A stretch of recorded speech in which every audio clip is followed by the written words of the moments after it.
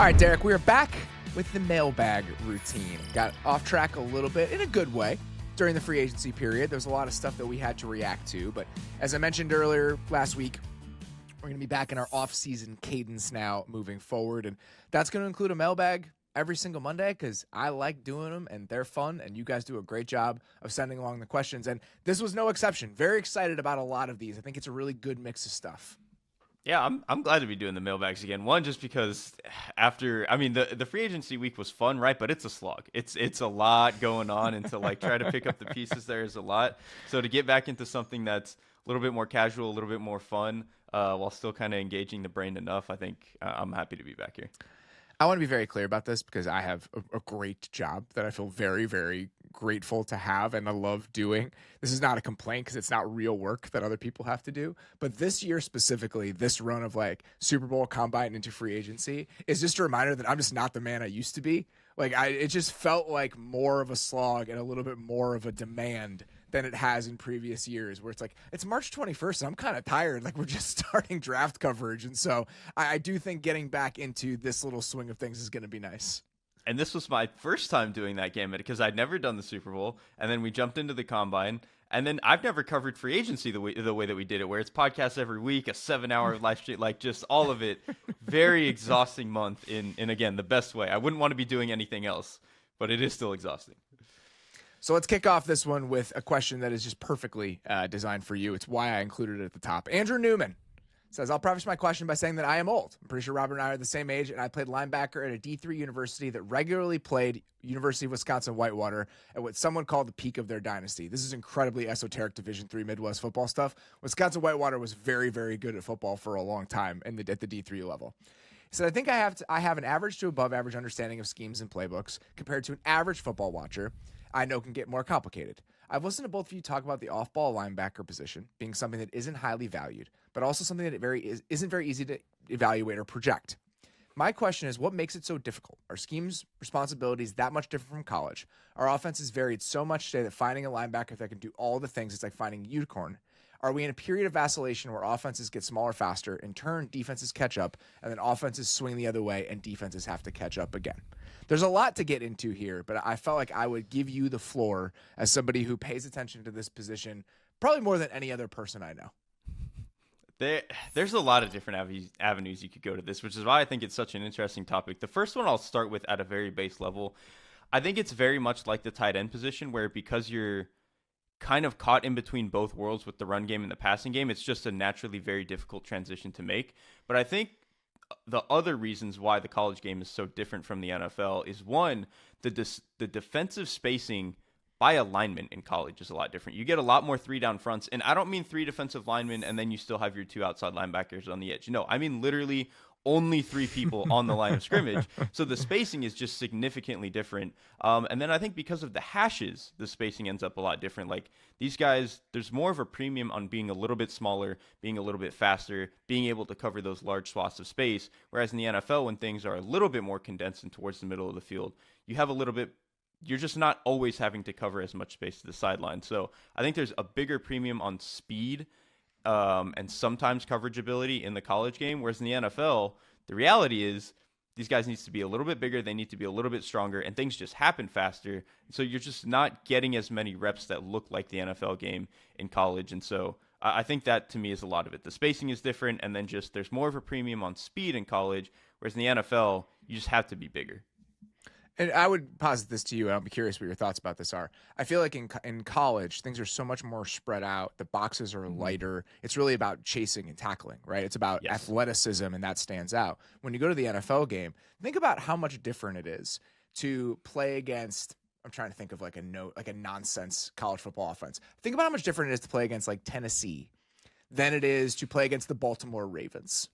Right? Like if you're a linebacker in the SEC and you're playing against Tennessee, and then you have to go play against this team that's using all of this 21 into 13 pullers, guys slicing across the formation, like what it's doing to your eyes and all of the different things that you're having to process as an NFL linebacker in that condensed space is just very, very different than what you're having to do in college. That's another great point. So much of what you're seeing as a college linebacker, and there are exceptions, like there are some offenses that do get under center, so you see it a little bit, But a majority of college offenses these guys are seeing it's full spread. It's a lot of like 10 and 11 personnel. And so you're getting a lot of split zone. You're getting a lot of RPO stuff, and you're getting like maybe some GT counter, but all of it is out of the gun. When you get to the NFL, a majority of teams run like some degree of under center that you're going to have to respect. Some of these college guys come in having never seen under center power. You know what I mean? Like, and so it's just such a transition from what you've seen at the college game to what you're going to get in the pros. And again, a lot of the stuff that you see from under center, like power, duo, counter, all that stuff, it's just a lot more physical than what you're getting with some of the spread run stuff in the college game. Sareem Sheik asked a similar question. I think part of his what he was curious about was the value of these positions. And I think that this is merely just like a supply and demand issue.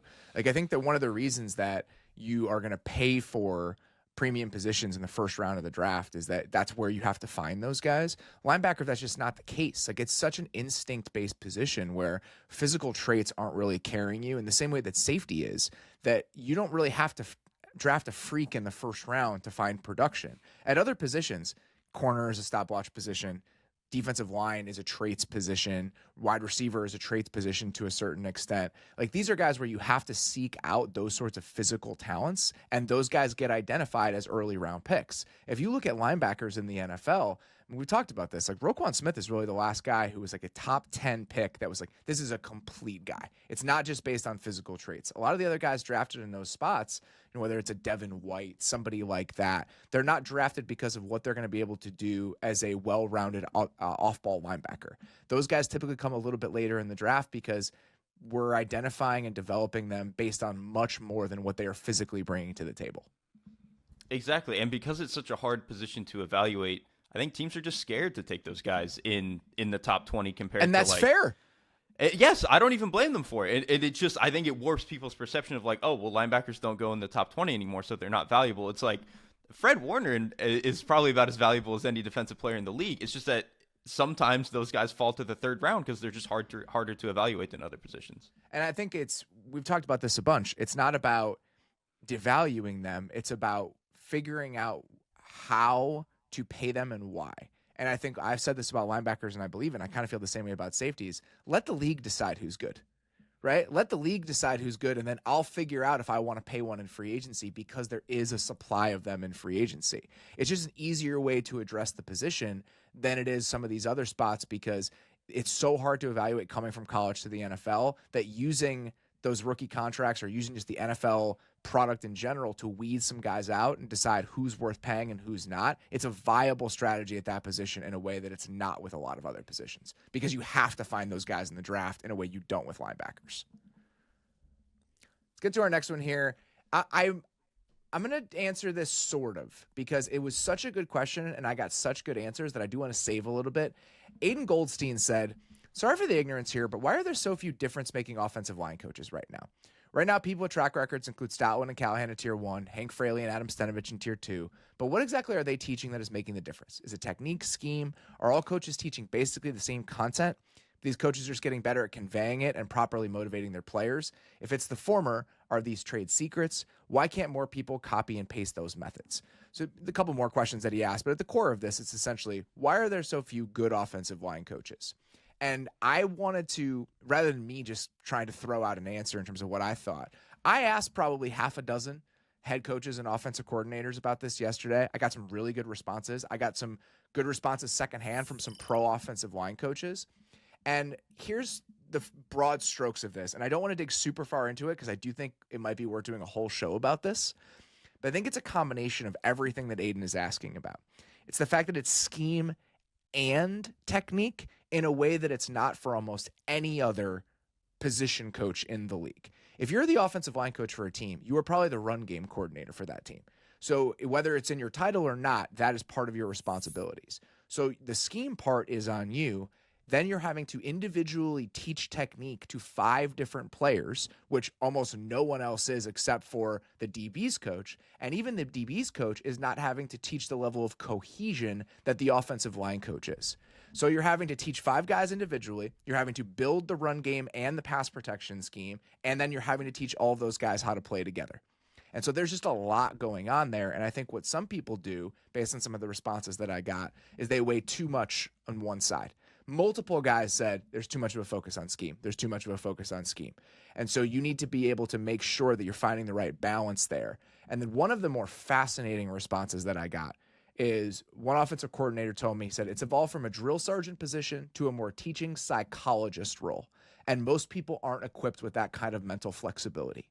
And that's also part of this, is that because you have these 5 guys and you have to figure out the way to teach these 5 guys, those guys are all different. They're all coming from different backgrounds. They all need different stuff from you. So that mental dexterity and the emotional intelligence necessary to be able to connect to all 5 of those guys, teach them in the way that they need, and then get them to play cohesively while also having to build the scheme in the run game. The answer to this is it's just a really hard job. There's just a lot going on here, and there just aren't that many people who are able to balance all of those things together. And the psychological part is honestly really important because, like, it's a fragile position in terms of, like, you mess up twice in a game, that might get you on the bench. Like, that's how small the margins for error are on the offensive line, where there's other positions like, dude, you can have 5 mess ups as a receiver, but if you make 3 huge plays, doesn't matter. Like, it just doesn't matter. Like, you just are able to keep your job. Whereas the offensive line, your big plays, like, you make 1 good duo block. Like, it's so much harder for you to, like, outweigh it, how bad the errors can be. And that's having to manage those errors psychologically and make sure you're maintaining the confidence of your guys individually so it can breed confidence as a group. Again, that's really, really hard to do. So I want to put a pin in this for now because I do think it's a really interesting discussion, and getting some insight from guys who are in these positions, offensive linemen, even some of these coordinators and head coaches who are trying to find these guys. I do want to potentially do that at some point this summer. I'm trying to listen to how full-throated some of the responses were and how excited people were to talk about this. To me, it's really a sign that there's a lot here to chew on, and I want to save that a little bit for later in this offseason when we can have more conversations with people. Next one here is from Jesse Jordan, and he said, as a build through the draft believer, I've always looked on with jealousy at franchises like the Packers and Ravens who've consistently built that way. And like many Bears fans, I've rolled my eyes at Packers fans who complain about not taking big swings, thinking to myself that I would kill to have their constant winning seasons.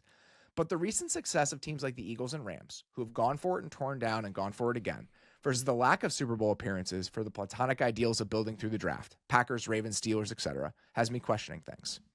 It's not a novel concept to say spend big during the rookie quarterback contract and then take a step back. The larger question is really thinking about the value of draft picks in different windows and being willing to eat a 6-11 season to take another big swing.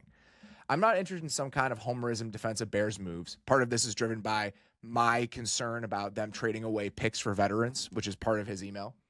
But in this current window, look at a hypothetical choice between signing a 32-year-old Grady Jarrett or drafting a clone of Milton Williams.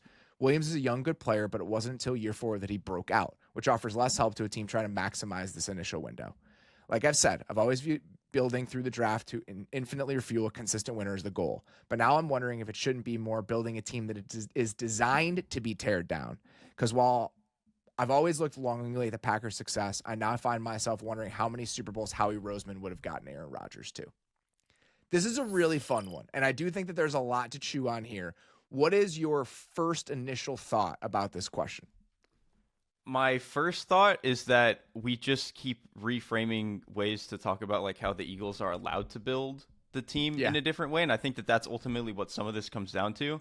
Like with Aaron Rodgers and the Packers, the Packers organization can never be run the way that the Eagles are run because like nobody owns them. Like it's just a fundamentally different way that the team can be built, and so I think that is certainly part of it.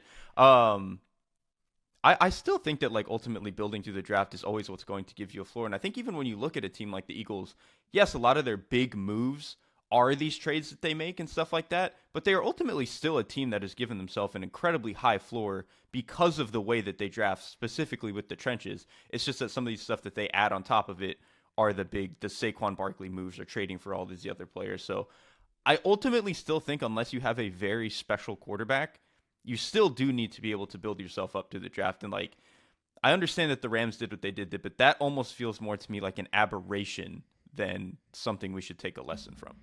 I would tend to agree with that. And I think if you look at the Eagles' history, it's undeniable that the Eagles' bad seasons have helped set them up for success. Like them getting to draft 6 overall one year, the year that Doug Peterson got fired, trading down in that draft, ultimately getting Devontae Smith still with a top 10 pick, and then getting a first-round pick the next year.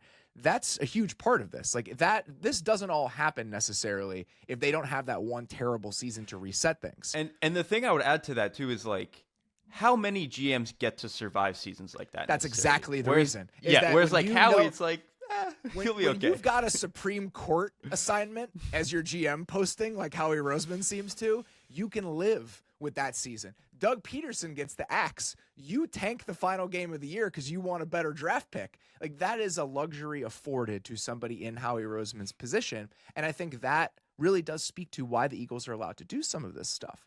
Most organizations around the league, they operate with self-preservation in mind because they have to. They can't afford these swoons in a way somebody like Howie Roseman might be able to. So in a vacuum, is it better to peak and valley in order to find the right talent? I think yes. I think it's undeniably a better way to do that. I just don't think other teams are necessarily afforded the option to work that way. That's kind of what I would be scared of. Like, it feels like for all but maybe 5 or 6 teams, if you had one of those valley seasons, that could be enough to get you fired. And it might not every single time, but it just feels like with a guy like Howie Roseman, there's almost no consideration that he would get fired after a year like that. Whereas with a lot of other guys, you're going to be in hot water very quickly. Even the A.J. Brown trade. The A.J. Brown trade happens in a year where they had 3 first-round picks. Like, there was a lot of picks to be had that year. And so I think this is my conclusion to this. And one of the things that Jesse was asking, and I think I want to touch on, is this idea of me being a little bit worried the Bears were trading draft picks away. And I think it could be a little bit overstated. My concern when you're trading away a bunch of draft picks is, are you making sure you're finding cost control somewhere along the way here? Are you making sure you're consistently refreshing your roster with guys that you've drafted in the 3rd round, the 4th round? The hit rate on those isn't great, but you need to hit on some of them in order to build a really good team over time. Like that needs to be part of the overall plan.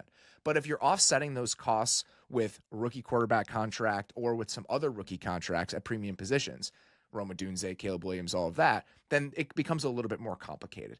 To me, it's just all about, are you making sure you're offsetting your costs somewhere at a point along your build? And if you're doing that with rookie contracts and you can trade away some picks, fine. When those guys get a little more expensive, can you no longer trade away those picks? I think that's understandable. The Eagles have done this, right? Like they were able to offset some of their expensive players with hitting on guys like Cooper DeJean and Quinyon Mitchell. That matters in order for all of this to come together. Jalen Carter is on a rookie contract right now. That's really important. So I think it's just consciously making sure we're finding a balance between all of these things, because the balance still does need to exist no matter where you are in the team building process to an extent. Yeah. Next one here from Andrew Constantino. This is good because it's a little bit of news that we don't hit in the rhythm of the free agent conversations, but I think it is worth touching on. He said the Lions have proposed a rule to amend the current playoff seeding format to allow wildcard teams to be seeded higher than division champions if the wildcard team has a better regular season record. You're still rewarding division winners by giving them a playoff spot, but not penalizing teams for being in a good division. For example, you're not punishing the Vikings for being in the same division as the Lions. Moreover, you won't have a bad division winner host a playoff game. What do you think of this rule proposal change? Okay, so I have a couple of thoughts. The first of which, I'm going to bring up League of Legends again. For whatever reason, they change their tournament format every year. And the reason is, like 5-6 years ago, people were just upset because for a while early on, they had kept the same tournament format for a while. So basically every year after that, they've changed the format every year. And guess what? Everyone hates the format every single year. Like there's always something to about. And so I think that is kind of where we've arrived with the NFL thing. And I kind of believe that no matter what we do to the tournament format and the playoff format, there's going to be something to be mad about. The other thing other thought I have about this, I'm kind of okay with sports being a little bit imperfect in the way that these things are run. And like, if you're going to complain about playoff seeding and stuff, win your division.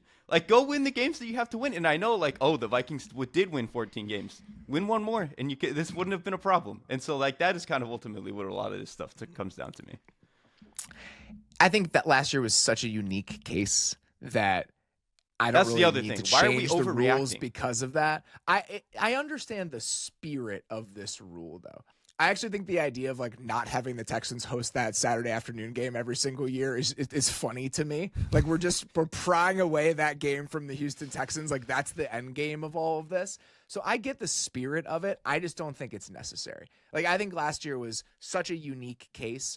For me, the bigger problem is adding the 7th team anyway. Like that to me is probably where we've misstepped the most. But as it currently stands, I'm fine with this. If they made this rule change, I wouldn't be like up in arms about it. I wouldn't be like, oh my God, how can you host a playoff game without winning your division?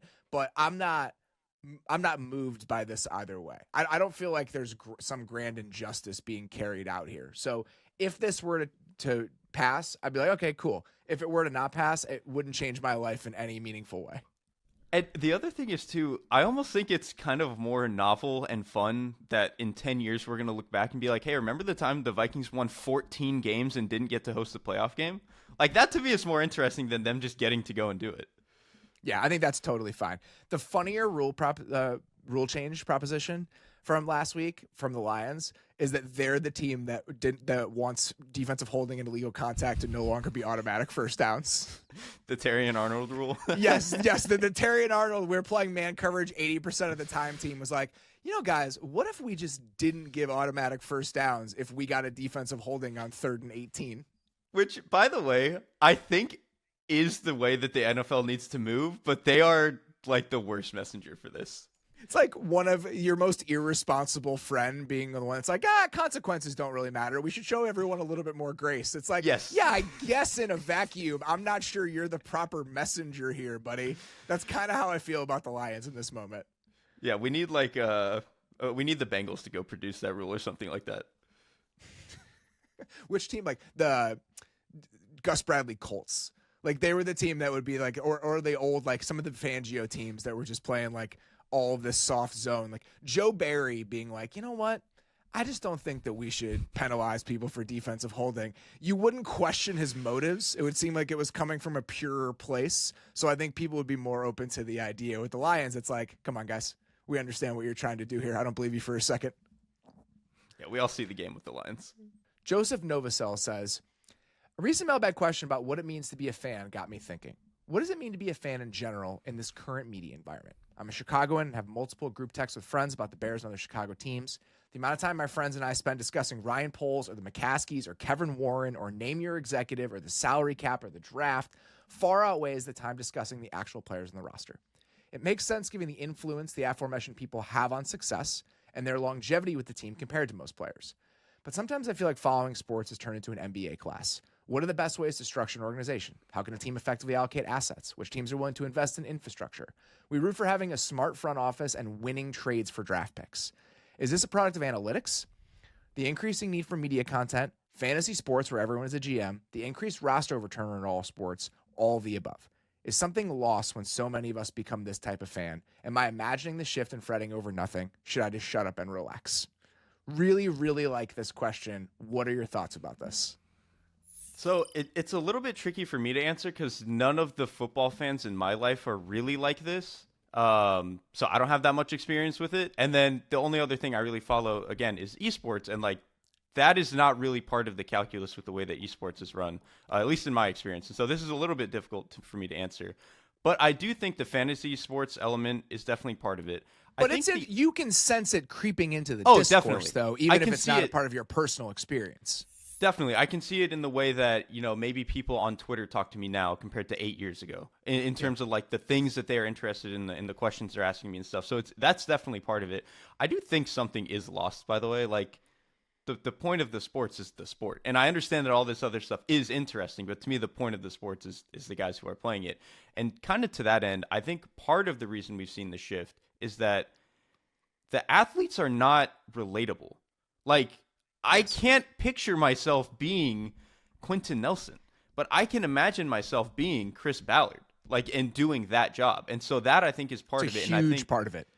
And I think with the addition of, again, fantasy sports being bigger, even Madden, where you can just run the franchise for 15 years and just do all this stuff and make all these trades, because of all that stuff that really wasn't available 25 years ago, I think that's why you've seen such a different shift in the perspective and certain things that we're interested in.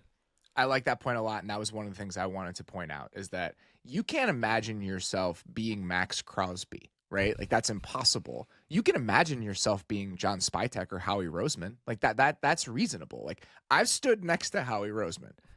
We're not any different in terms of like what God gave us physically, but when you compare yourself to NFL players, it's a harder bridge to cross. And so I think that's absolutely part of it. But I also think that there's some validity in feeling this way to an extent. And the reason I say that is if you're a fan of a team and your team isn't maximizing all of their opportunities and they're not doing these things the right way and finding the correct edges, you are putting yourself at a disadvantage. Right. And I think the Eagles are a perfect example of this when it comes to the balance that you need to find. The Eagles are one of the most forward-thinking, progressive front offices in sports, period. Right? They are trying to find every edge possible. You look at the staff on the Eagles and you look at how many of those guys have gotten hired other places. Like, this is a hub of progressive thinking in a professional sports context. But the core of why the Eagles are good is they have all the cool players. So it can be both at the same time. And I think I completely understand what Joseph is saying here. And I see a lot of this. And I think we're starting to experience a little bit of a pushback to this. And I'm actually comfortable feeling out what that pushback looks like for somebody in my position. As you think about the way that the NFL has been talked about now in like a mainstream context, it's very different now than it was 10 years ago when I started doing this. There are a lot more numbers. Fans are a lot smarter. And I think there's a lot of benefits to that. But to me, as we talk about and think about our role in all of this, the question comes down to this. The numbers that we're using, the numbers that we're rooting this stuff in, are they context or are they the content? Which one are they? And I'm fine with trying to weigh it as context more than content, because I want to be able to give support to some arguments about why certain teams are good, why certain teams feel a certain way, and doing that with numbers is fine. But I think you can go a little bit too far with it. And if I'm looking at this right now, and I look at the advanced stats nerd versus that boy nice meme, I do find myself being a little bit envious of the sunny side of the bus. And I used to think, maybe 3, 4, 5 years ago, and especially when I was a little bit younger, where I was a little bit more uncertain, and I feel like you needed to prop up some of your arguments with stats because you weren't as confident in the arguments that you were making, that being that boy nice guy was less work. And I think, and that made it less valid. And I don't think that anymore. Like, I think it's just a different kind of work that requires a different kind of lens, and I think it's just as valid. So I think people in our position can do a better job of finding that balance and trying to pull us away from the type of discourse that we found ourselves in over the last couple of years. That I couldn't agree more. That's why I feel like something is lost a little bit. And I think part of the reason is like numbers and stuff are obviously incredibly valuable. It's just I do feel a lot of the times, and I think this is less of an issue maybe now than like 4 or 5 years ago, they just kind of get taken at face value and we don't really investigate how numbers arrived there and certain stuff like that. And so I think that can certainly be an issue. But I think the other thing with like the idea of that boy nice is like sports and talking about sports and why they're fun is like they're visceral, they're emotional. You can be irrational sometimes, and to just love a player whose numbers are maybe dog because you just think that they're overcoming their situation or whatever, there is something to, it's just like fun to defend and like understand why do I believe this even though the numbers disagree with me. Like I think that is as fun to investigate as like good numbers or bad, like whatever it is. It is a cop-out answer, but I think how I'm going to land here is that it's the same as a lot of the other stuff we've talked about already in the show. There's a balance that's necessary. I think that you do need to have a plan, a vision, a set of standards and characteristics that you want to follow that are like smart and and optimized for how you want to build a team. I do think that's important because your competition is doing that. Your competition is doing those things. So if you're not doing them, you are going to be left behind. But I do think that we've probably pushed it a little bit further than we need to, and how we as fans think about and talk about some of this stuff. And I also think this time of year, it's hard not to talk about it that way. Like it's all contracts and team building and how you're using your assets correctly. Like this time of year, free agency and the draft, there's no time where it's more difficult to avoid that sort of framing. But when we get into the games themselves, I think we can do a little bit better of a job of not drifting so far in that direction. Howard Elson with our next one here says, with Netflix recently revealing the new cast of another season of Quarterback, I found myself wishing that we instead could get a deep look at another position group, the linemen. Do you think it would make for more compelling content to have the documentary treatment given to the big guys up front? Would anybody who didn't play offensive line in high school like you and me find this interesting? And which side of the ball would make for more entertaining TV, O-line or D-line? What do you think about this? So first of all, I think the D-line would be way more entertaining. I think those guys are. I just think there's a little bit more energy with a lot of those guys, so I think that would be more entertaining. You landing there versus where I land on this is just the most telling thing about our personalities of all time. Continue. The other thing I would say is I would find offensive line interesting, and I think 5 to 10% of whatever the viewer base is here would find it just as interesting as quarterbacks to receivers, which I think is the other one that they did. I don't think a majority of people would, and this is kind of why. With the quarterbacks, one, everyone knows Patrick Mahomes, man. He's the star of the sport. And then with the way that they structured the show is they have a guy on the top, they have a guy in the middle, and then they have a guy on the bottom. And the bottom guy was Marcus Mariota. Most people still know who Marcus Mariota is because he had an illustrious college career. He started a number of games, and he's kind of bounced around. He started for a number of teams. With the offensive line, the equivalent of that would be we get like Penei Sewell, which I do think a good number of football fans would be interested in. But then the bottom tier offensive lineman is like Ezra Cleveland. Like, does anybody know or care about what's going on? I don't think we have Cleveland? to take that same treatment. I think if we wanted to have like Tristan Wirfs and Quentin Nelson and I don't know, name the best center in the league, Frank Ragnow, like those are the three guys we did. I think that would be a fine approach for the lineman one specifically. If they did it that way, you could sell me on this a little bit more. I guess I'm being a little bit too rigid in my like the way that the show was structured. But if they did grab like all pro guys, it would make more sense. But even then, like I don't know.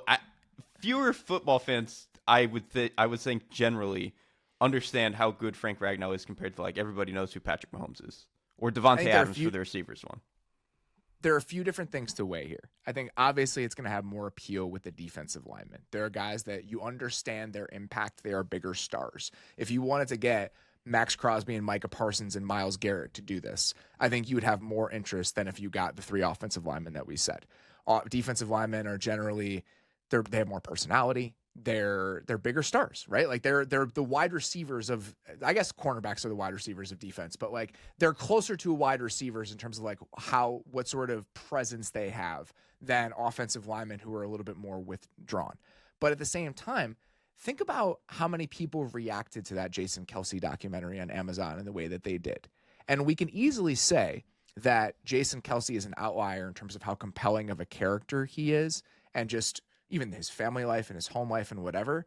I think there are more linemen adjacent to Jason Kelce, if you were to talk to them, than the average NFL fan might think. Defensive linemen have more personality. Offensive linemen are like very smart, thoughtful people.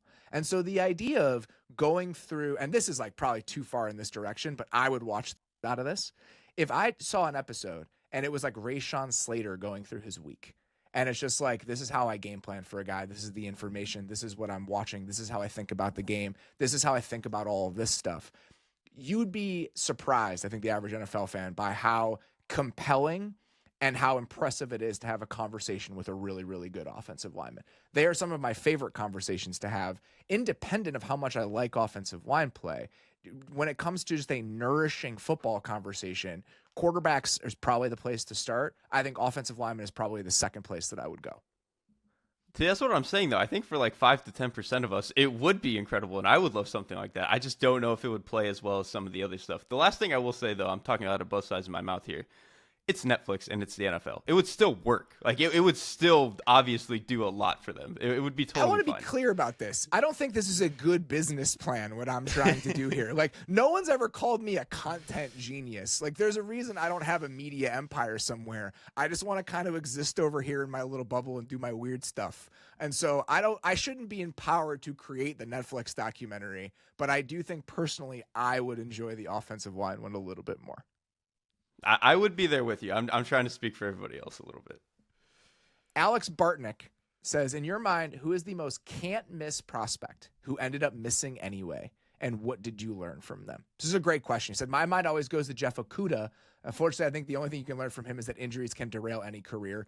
That's part of this. I asked Dane today. I won't put Dane on blast with who his guys were, but a lot of the examples are injury related, like guys that were just hurt consistently. But who is the first person that comes to mind for you when you're thinking about a can't miss prospect who did not end up panning out? I mean, Okudah is a good one. I thought he was one of the best man-to-man corners I'd ever seen play the college game. Like, he was truly exceptional. I guess you could say he doesn't have like the size to be a can't-miss player because he's not small, but he was like 6 foot flat, a little bit thin, whatever. But he was, in terms of the film, was phenomenal. So that would have honestly been one for me. The other one to me is, this is a tricky one because I will also make the case that he's not nearly as bad as people think that he is. But Kyle Pitts, like, I do not at all regret saying that he is a unicorn prospect for what the position was. And he had the incredible rookie year. And since then, partly because of injury, I think partly just because some of the coaching staff shakeups and stuff, has not at all been the player that, you know, he was billed to be at the 4th overall pick. But that's a guy that, if Kyle Pitts came out in the draft again, like, yeah, I would take him 4th overall. Because guys who move like that, who are that size, who have that type of catch radius, they just don't exist. Like, that, you just can't find them. And that's another injury-based one. I mean, who knows what would happen if he had a clean bill of health for those 4 years. And I know there's probably more going on there, but I do think injuries are a huge consideration with that one.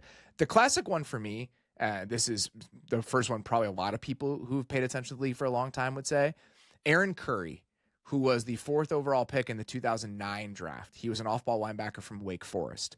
I literally screenshotted it and put it in the doc that we're working on here.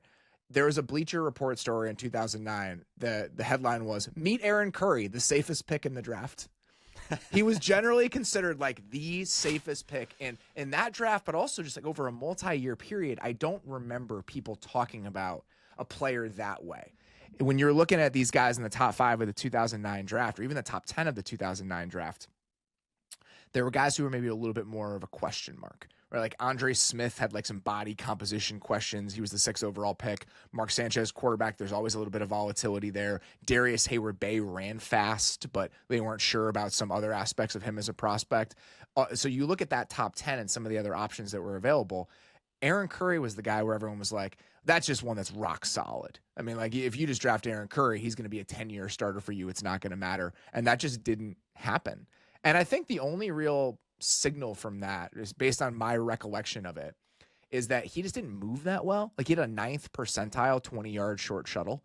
And if you look at the short shuttle specifically and some of the busts we've seen, or just guys who've been underwhelming at that point, day 1 picks, rounds 1 and 2, that is actually sort of a signal about which guys underperformed, is their inability to move like that. And if Aaron Curry now, even though he's only 6'2", 250, I feel like they would just see if he worked on the edge and try to figure it out. Like, he would have the Jamin Davis kind of career path, but that didn't even happen for him. He played 4 years in the league and never played again. Because if you look at the guys that have like that sort of body type and that sort of physical profile where they're explosive, but they don't change direction very well, a lot of those guys just become edge rushers. Like, that's where they are. Yeah, the Curry one that was like, obviously, I was watching football at the time, but I wasn't tapped into the draft like in 2009, so it's not one I How really old were remember. you in 2009? 12. So this was like right before I was probably getting interested actually in the draft. Like, the Cam Newton draft is, I had like kind of been tapped into stuff, but the Cam Newton draft is the one where I think I first fully was like invested in new players and like knew who was getting picked and stuff like that. Whereas 09 was a little bit before that. But I've heard all the Aaron Curry horror stories. Like, it is the one where anytime, if you say a prospect is safe today, someone in my Twitter mentions is going to be like, oh, Aaron Curry. And so it's just like, even though I didn't experience it, I'm very well aware of him. 2009 is the first year I went to the combine, and you were in 6th grade. That's correct. Yeah, very rarely do I feel that we're much different in age, but that's one of those moments. This is like, oh my God, that's a pretty crazy one for me. Next one here. I want to preface this by saying, I think it's important to acknowledge questions like this because I think that they are a representation of how a lot of football fans feel about certain discussions about certain types of quarterbacks. And that's why I want to entertain this. Christopher Tehan says, I'm seeing eerie parallels between the way Caleb Williams and Jaden Daniels are discussed compared to Drake May and how Lamar Jackson was once talked about versus Sam Darnold. I'm going to skip this part. I don't remember any of this in terms of like Lamar Jackson, Sam Darnold truthers. Also, Lamar Jackson played like 7 games as a rookie and then won the MVP in 2019. Like, these are not analogous situations to me. But the way that he's talking about this is, despite putting up worse numbers than Williams and Daniels, Drake May has been treated by some as the best rookie quarterback, largely based on situation and potential. Daniels arguably had the best rookie quarterback season of all time, yet some still found ways to downplay it. May stands in the pocket and creates plays out of structure, and that's praised. Williams does it, and we focus on the negatives, the sacks, instead of the explosive plays he creates. It blows my mind that in redraft discussions, some NFL media members would take May over Williams or Daniels. Nothing he has done on the field justifies that. Only in the realm of elusive potential that apparently can only be seen in the All-22 film. Meanwhile, a quarterback who puts up 3,500 yards, 20 touchdowns, and 6 interceptions is somehow behind him. A quarterback who led his team to its first NFC championship game in over 30 years is behind him. If that sounds insane, when you lay out the stats like that, it's because it is. It's just frustrating. Drake may go on to justify all the hype, but there's no logical reason to put him ahead of Williams and Daniels right now. I'm going to take this first because I don't want to unleash you on this. Yeah, you should probably do that. Okay. Here's where I sit with this. I understand feeling this way about Jaden Daniels and Drake May. 100%. I think it is hard to justify outside of that like kind of elusive potential sort of idea taking Drake May over the season that Jaden Daniels just had. I am willing to acknowledge that stylistically, aesthetically, Drake May plays in a way that is easier for me to understand the benefits of than somebody like Jaden Daniels. We've talked about this, where he doesn't really move around the pocket that much. He scrambles a ton, right? There are areas of the field he doesn't access quite as much as we'd want from some other quarterbacks, even though he's gotten better at that. Jaden Daniels is not how I would build a quarterback in terms of his skill set. But I think he is so good at the things that he is good at that it is undeniable what sort of presence and player he is. Like the way that he operates, how quickly he sees things, the way that he processes the game, the way that he has a feel for space, all of that stuff, I think is remarkable. I think he is going to be a special player, and I would rather have him than Drake May if we were picking right now based on all of that stuff. It is not like cut and dry and set in stone that Caleb Williams had better stats than Drake May last year. Like the only place where that is true is in the box score. Like that's the only place. And I don't want this to be a scolding. I want to acknowledge this. I think it's really important to understand that we have stats to better understand all of that stuff as we're balancing sacks and explosive plays and all of these things that can be really hard to square if you're just like, oh, which one matters more, which one matters less. We have numbers for that stuff now. And I get that those numbers can be a little bit opaque and a little bit frustrating, but I think that we should acknowledge they exist in order for us to better understand what's happening on the field. Drake May had a better EPA for dropback last year than Caleb Williams because Caleb Williams took a astronomical amount of sacks that are hugely negative plays. And if this was a scenario where Caleb Williams had a demonstrably worse offensive line than Drake May, then we could start to have a nuanced discussion. That's just not true. Like Drake May had arguably the worst offensive line in the league.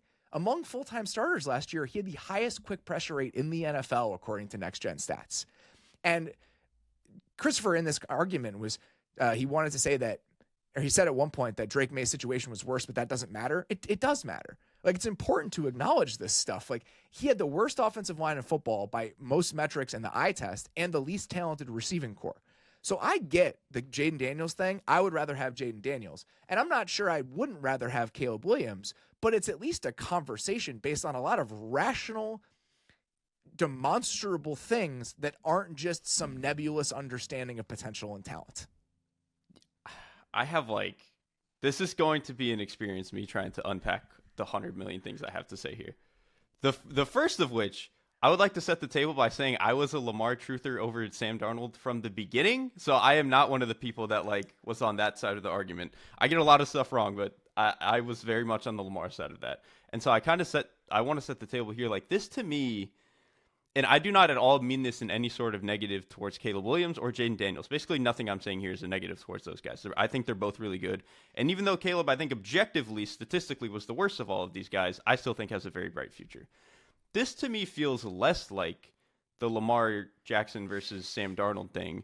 And it feels a little bit more to me, and this is a little bit extreme, in 2012, when people insisted that Russ and RG3 were better than Andrew Luck. It was absurd to me.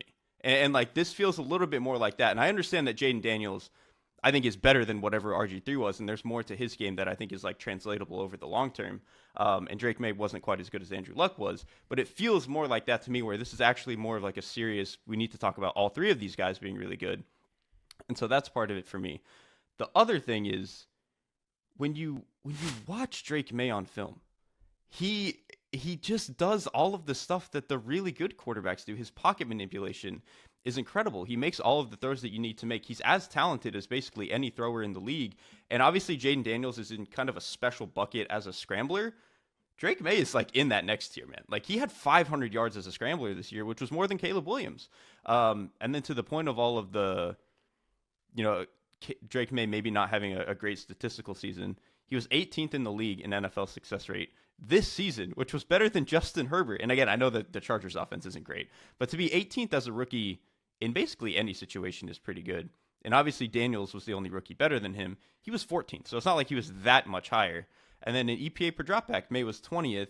The only two rookies he was behind were obviously Jaden Daniels, and then Bo Nix, who we've talked about played fairly well as a rookie, was in a significantly better spot than him. So the best pass protecting group in the NFL compared to the worst for Drake May. And that matters. And an X receiver that you can just automatic, like, I know this guy's gonna get me one if I need it, in Cortland Sutton. Drake May didn't have any of that. And so I just think that this is a situation too. And even if you don't want to compare it to quarterbacks just this season, if you want to compare it to like rookie quarterbacks going all the way back to 2000, fewer than half of the 64 rookies who have, I think it was 250 passing attempts I did since 2000, fewer than half of them have earned a positive EPA as a rookie. Drake May did it. And again, what is one of the worst offensive situations for any quarterback this season. So for as good as I think Caleb Williams is going to be, for as good as I think Jaden Daniels is, and I also understand feeling it is probably crazy to take a guy like Drake May, given his stats and relative accomplishments, over what Jaden Daniels did.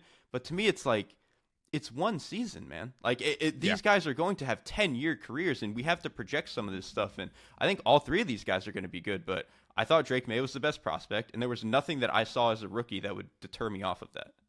Yeah, I still think that there are elements of who Jaden Daniels is that I would bet on, because they're just intangible qualities that I feel like are the things that ultimately drive the best quarterbacks in the league. And he is very physically talented. Like I just feel like he was special this year. And some of the things he did, especially in the playoffs, like I'm going to bet on that over whatever theoretical upside exists with Drake May. But it's just a different conversation with Caleb Williams. And I do think all of them can succeed.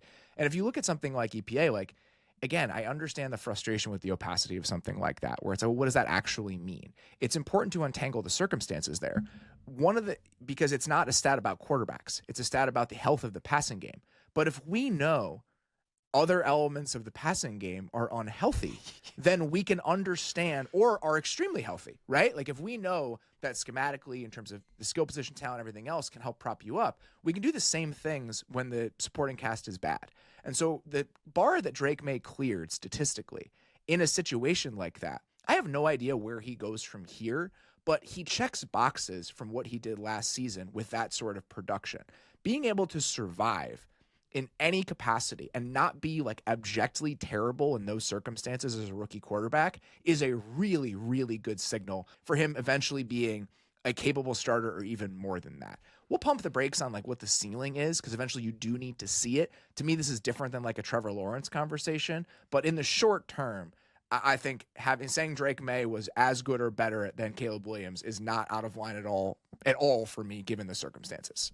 The last thing I want to say too, the comparison to Sam Darnold is crazy, because Drake May this year was better than Sam Darnold was ever until maybe this year with the Vikings. And even then, like when you, again, scale for situations, it's just like, so I think the Sam Darnold stuff is a little bit unfair. The other quick thing, we have evidence of another quarterback in the New England offense in Jacoby Brissett. Jacoby Brissett had a -20 EPA and a 36% success rate. And I know Jacoby Brissett's not great, but the comparison, it's a really good benchmark though. Yes, he's the guy who, like, you need to be better than this to be an NFL quarterback. And May was head and shoulders above it, like no contest. Yeah, the last thing I want to say, and I want to be very clear about this. This isn't a like Caleb Williams is a lost cause sort of situation. I love all That's of not how these I guys. feel They're all going to be good whatsoever. But I do think that trying to find a little bit of nuance in this discussion is important. Next one here is from Micah Thornburg, who wanted to just talk about some of the criticism of the Geno Smith trade and why there's a little bit of credence to doing things the way that Seattle did. So with the Geno Smith trade, I'm struggling to see what the crew, the Geno supporters, I think is referring to, wanted the Seahawks to hold on to. They've been somewhere between the 6th and 8th best team in the NFC for several years now. They tore it down around Geno and haven't fixed the offensive line. Am I out of hand for saying they were barreling toward becoming the Steelers of the NFC? Always around 500, stuck in purgatory between not finding the right guy and having no real hope of breaking through to the next tier. It's a valid question, and I think that there are certain elements of it that I want to hit, but what is your response to this? That absolutely was on the table. And I understand that I'm higher on Geno Smith than most people. And I understand that I thought the roster was closer to, a couple of pieces away from being like a pretty consistent, like 11-ish win team than maybe the Seahawks thought that their roster was. And so I understand all of that. But yeah, like them being petering out as a consistent 9-win team was on the table. But to me, when you have a quarterback that is above whatever the line for we can win the Super Bowl with this guy and he can help, actually that's the way I want to frame it, above the line of this quarterback can help us win the Super Bowl. And so you don't have to be a top 5 quarterback, but if you can be the 11th best quarterback and you very obviously have things that you can build around, that to me is something that is worth keeping, even if it's only for the next 3-year window. And again, I think so much of the consternation I've had about what the Seahawks did is just I personally believe the roster is a little bit closer to competing than they must believe that. And if they thought they weren't close enough, I understand them wanting to hit the off-ramp. And honestly, now that we've seen the way that they've put it all together with Sam Darnold really only being a 1-year contract and getting away from DK and getting stuff back, I think they did all of that well. I just fundamentally disagree with them taking the off-ramp to begin with.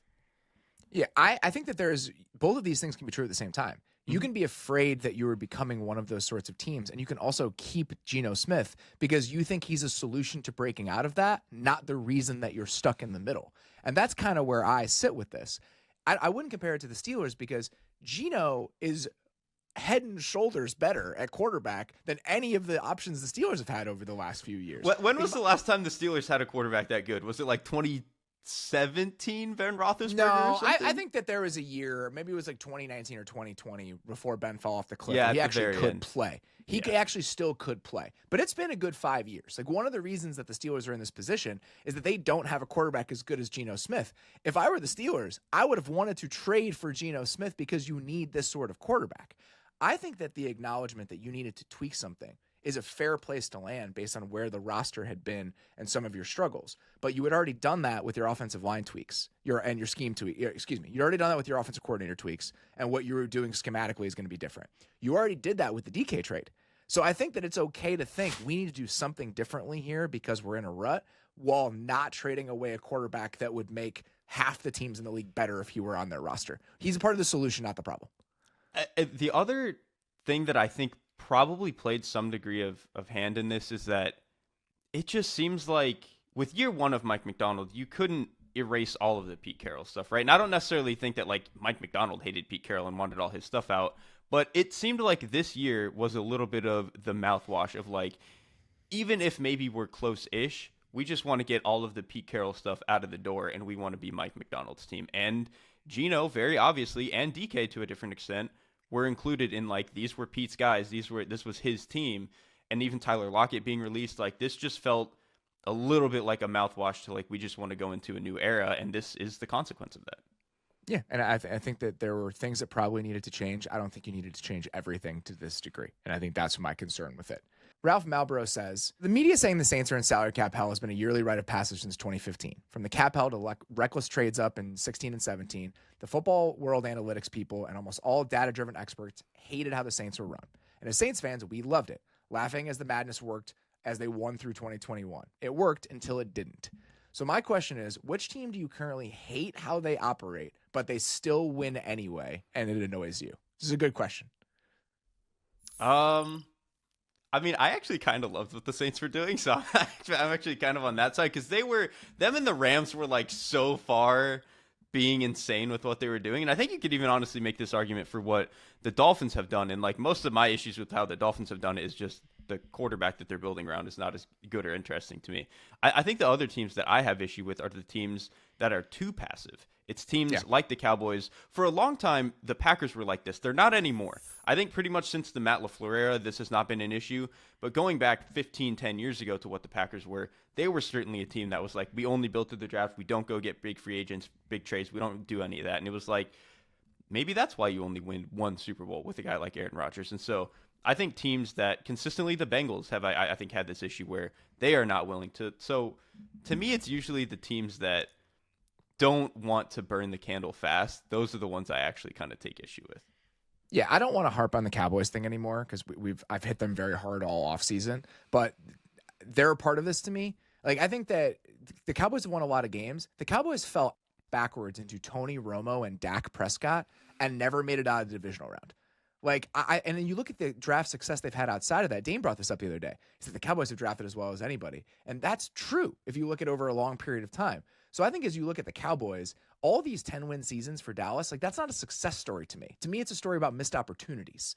So I absolutely think the Cowboys are part of this discussion, but I don't want to belabor that. The team that I think does fit this, the Steelers aren't much better, right? The Steelers, I think, hiring a real offensive coordinator last year, and whatever some people think of him, that is a good course correction from the Matt Canada era. I think taking that more seriously was important. But other than that, I'd be really frustrated if I were a Steelers fan. They haven't spent, really. They've been a team that's been like near the bottom of the league or in the bottom core of the league in cash spending for like each of the last 5 seasons. They've taken a lot of half measures at the most important positions on the staff and the roster. And they're just good enough to draft outside of the top 15 like every year, but not good enough to actually win anything. And I think staying the course when you're that sort of team in the way that the Steelers have, that's troublesome to me. Like, I feel like I would be frustrated about where they've arrived, but they win 10 games every single year and make the playoffs. And so you can only go so far in criticizing what they're doing. And I think that's maddening. So with the Steelers, and this is going to be a little bit of a tangent and not really about the question, they have obviously gotten away with this for a long time. And I think since the Ben Roethlisberger era ended, it's been them more skating by with this than it actually being like a very useful way for them to run the team. And I think we're starting to see the roster deteriorate in some ways, and the defense is really old and expensive and all that other stuff. Doesn't it feel like Aaron Rodgers would be kind of like the dam breaking on this style and this version of the Steelers? Like them going out and signing a quarterback. Yes, them signing a quarterback like that. It's fundamentally different to me than like doing the Russell Wilson thing or the Justin Fields thing, or even reaching on a quarterback like Kenny Pickett. Like, those are all fundamentally different things than taking the Aaron Rodgers guy he's going to command the building, like just all this other stuff. It feels like this would almost be an admission that the way that things have gone for the past 7 years are a little bit tired, and I just think it would be kind of nuclear in the worst way. I kind of feel like this is the last gasp for whatever this version of it is. And trying to turn to 41-year-old Aaron Rodgers to tie it all together feels like that. And I'm not even saying that's the wrong move. I just think it's very clearly an indication of what sort of corner you found yourself in. And I think that's where the Steelers have found themselves right now. Yeah, that's the other tricky thing. It might be the right thing for them to do, but it still feels like this would be kind of like you said, last gasp. This is just not. It feels desperate, but they're desperate. They are. Right? I mean, like, let's just call it what it is. Like, it feels like a desperation move, but when you're desperate, sometimes you have to make desperation moves. And like, what are their other options? It's not going to be the drafting. It's going to be like, they're not going to be the Jameis Winston team because they saw Jameis in the division, and they probably know that that's not a quarterback worth having. Again, the idea that any team is the Jameis Winston team as the music stops is very much an indication of where the veteran quarterback market is and why some teams are having to be a little bit desperate in their search for one. Speaking of, next one here from Mason Herman. He says, the quarterback draft class seems to be a bit unique. 1 or maybe 2 legitimate day 1 picks, then a whole bunch of day 2 guys. Correct me if I'm wrong, but I feel traditionally you get a bunch of first-round quarterbacks and then a scattering of day 3 picks as teams look for cheap backups. Specifically, my question is, if the Browns pass on a quarterback at 2, who's taking one of Sanders or Milroe or Dart, etc., before the Browns pick again at 67? Or generally, who's currently in the market to draft one of these day 2 dart throws? No pun intended. This is a sneaky fun one to me. It's starting to feel like Sanders might go at 3. just based on how all of this is playing out. Like if the Giants miss out on Rodgers, I think I could believe them just needing an answer so badly that they're willing to draft him at 3, even if it's an imperfect decision. So I'm not really going to include him here. I think this is more like a Jackson Dart, J.R. Milroe, like Tyler Shuck discussion. And I think as part of that, you can make a really serious argument that I think there are like 5 teams that could justify taking one of those guys in the second round. And this is all theoretical. Like I haven't watched them yet. We're doing that next week. But just the teams that need a quarterback or an off-ramp at quarterback, I think there are a bunch of them before the Browns pick again at 67. I don't know how you feel. It's tricky because I just don't think any of these quarterbacks should go in that range. You have to remove yourself from that, though. I know. I'm trying. In the world where one of these teams likes one of these guys, I think there are enough teams that have a motivation to find an answer at quarterback. So I would say Seattle, obviously, with the way that they structured Sam Darnold's contract, is certainly one of them.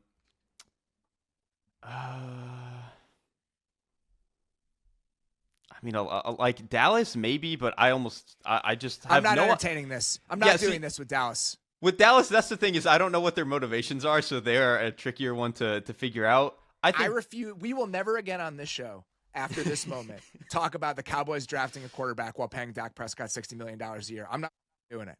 Yeah, at least not in the second round. If they want to do it in the 6th, whatever. Yeah, that's fine. That's fine. But any time where he's drafted high enough where like we get a little bit of tension, a competition, and we have to humor this, I'm not doing that. So the other ones are maybe like the Jets, because obviously you're not really committed to like Justin Fields, so that is 100%. one.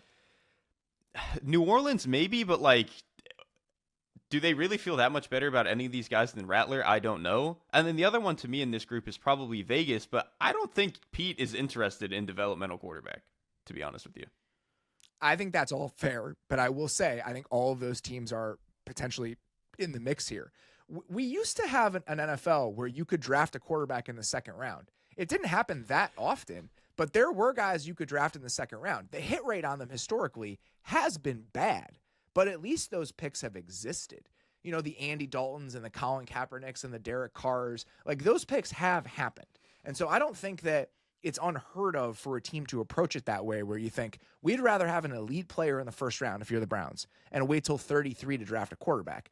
In those cases, teams just trade up 3 picks to get the quarterback on day 1, which could happen. But this method of doing it, it's become more and more scarce, but it does exist in NFL history. And outside of like having the 5th-year option as part of it, so you move into round 1, I don't think there are a ton of other reasons that take it off the table. Well, so that I think is actually the problem, is that you just see more guys who probably shouldn't be first-round picks that end up first-round picks that 10 years ago might not have been like, is Bo Nix a better prospect than Derek Carr or Andy Dalton was? Probably not, but just need and like the first, I think because people caught up to the 5th round or the 5th-year deal being kind of a value for you. I think that sort of stuff kind of, you either just believe that you're going to take the guy in the first round and get the 5th-year option, or you're just going to wait until the 3rd round. And that to me is why the second-round quarterback has kind of almost become a dead concept. Yeah, aren't that many of them. The last good one is like Jalen Hurts, right? Probably. Yeah, but Jalen Hurts is a great example, right? Like Jalen Hurts was an incredible solution for the Eagles. Like the Eagles are in this position because they spent a second-round pick on Jalen Hurts. So I don't think we should be that adverse to this if you like the guy and you think, again, I don't know if he's worth a first-round pick, but he's worth the chance of him working out in the second round. I think there are plenty of teams that if they like one of these guys, let's just say in this hypothetical, you think Jalen Milroe has a chance to be Jalen Hurts, and you think it's worth bringing him onto your roster. Whether that's valid or not from a prospect perspective, it's almost immaterial to this discussion. But if he is, if we're playing that out, the 4 teams that I would say that would be incentivized to draft him between 3 and 67, which is what the question here. The Steelers, right? Yeah. We just talked about this. Like if there's one of these guys around that the Steelers like, the Steelers need a long-term answer at quarterback. They're at 21 without a second-round pick, which complicates it a little bit. The 3 other teams I would throw out there, the Raiders, right? Maybe they're just not interested in that timeline and that lifestyle, but finding some sort of future answer at quarterback, if Geno is a 2-year solution for you, I think is understandable. The Saints, right? The Saints are picking at 40. Like the Saints need an answer at quarterback. The fact that Derek Carr is still on this team is surprising given some of the finances with it. The Jets at 42, like you mentioned. And the last team, What about Seattle? If they like one of these guys and they want to give themselves potentially another option that's not Sam Darnold because it is almost a one-year solution, or it is potentially a one-year solution, they have picks at 50 and 52. So I think there are a lot of landmines there for the Browns to think if we want one of these guys, we might have to take him at 33 or 29 rather than waiting until 67. So Seattle is definitely the scariest one to me because, one, they've already signals they wanted to move into a new era by moving off of Geno Smith, who was a pretty good quarterback.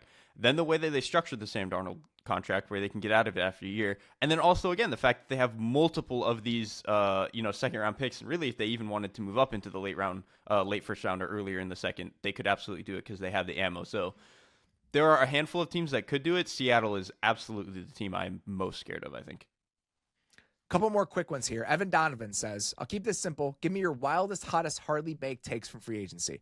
I'm looking for something you may not even rationally believe, just a wild, emotional response to a move you either really agreed or really disagreed with.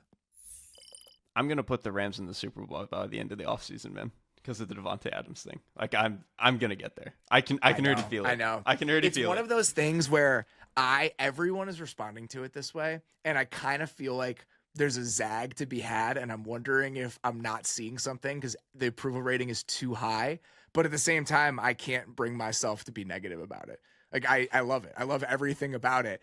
But I think all of us feel that way to such a degree that I'm a little bit concerned. The thing is, the path for it to go wrong to me is so obvious that I can live with it, if that makes sense. It would just be like... because he gets hurt?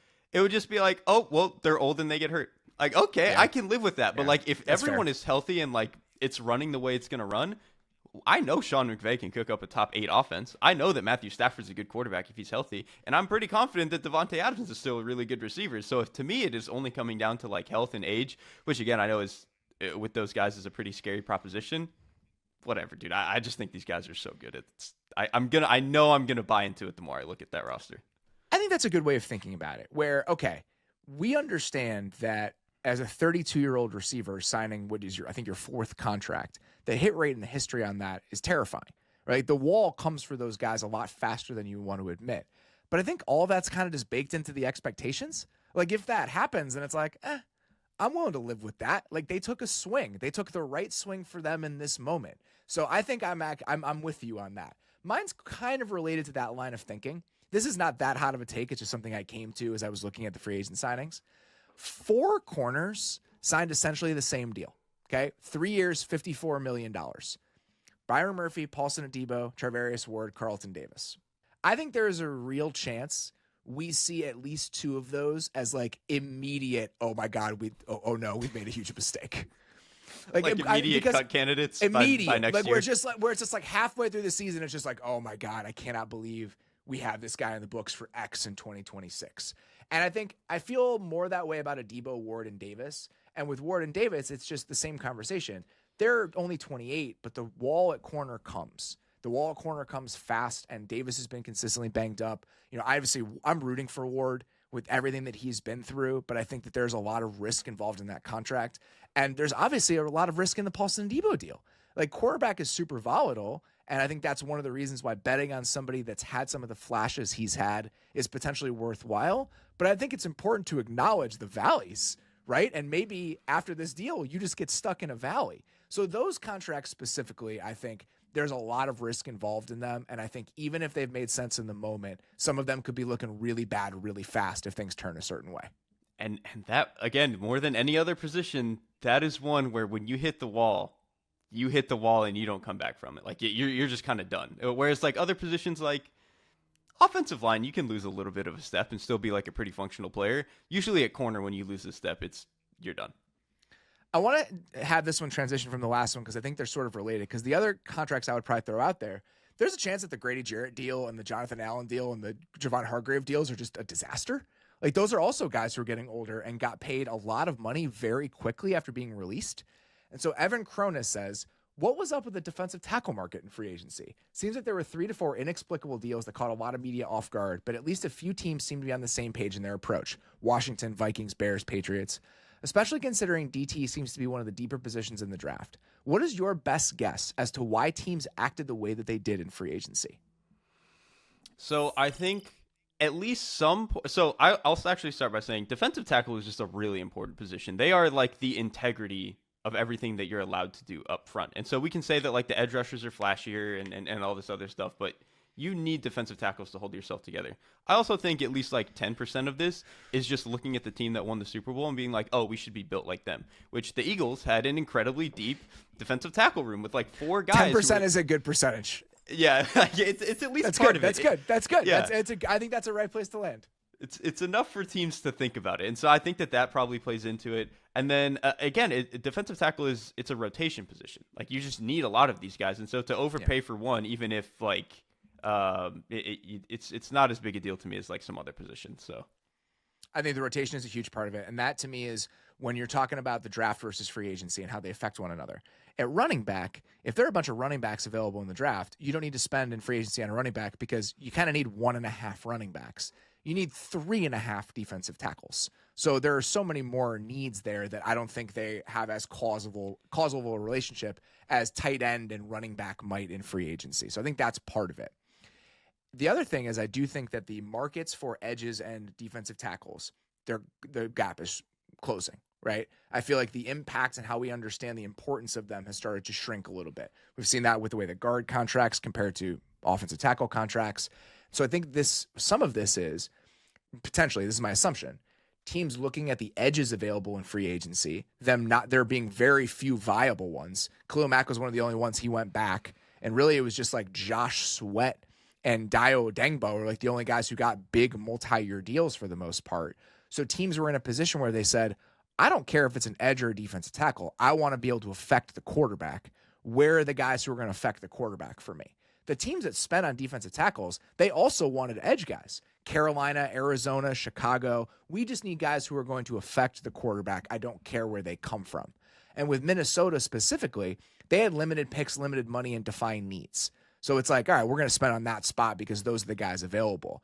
The fact that these guys were a little bit older getting this amount of money, it kind of reminds me of, it's almost like Jonathan Allen and Grady Jarrett were like 2 versions of a defensive tackle Calvin Ridley from last year, where we all kind of understand that he's getting overpaid, but because there's a scarcity at a very premium position, we just acknowledge that it's okay to pay a premium for that premium position. That's kind of what it reminds me of. Where it's like, yeah, in a vacuum, I know this is bad, but I think we just kind of have to do it.